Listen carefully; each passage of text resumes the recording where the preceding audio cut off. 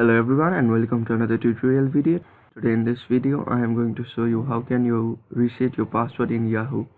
And please don't forget to like my videos and subscribe my channel because it will help me a lot.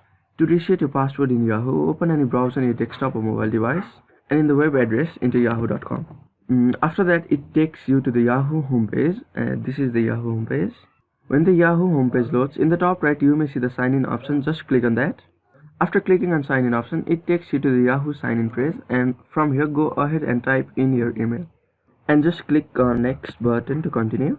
It takes you to the page where you could type your password. If you know the password, directly type it and you are ready to go. But in this video I am showing you how to reset the password, so I'm just gonna go and click forgot password button. And what's gonna happen here is they will send you the verification code in your number. Click yes, send me a code, and after that they will send you a code in your mobile. Just type the 6 digits number which they send you over here. So now they will take you to the page where you could create a new password. Make sure that you input strong password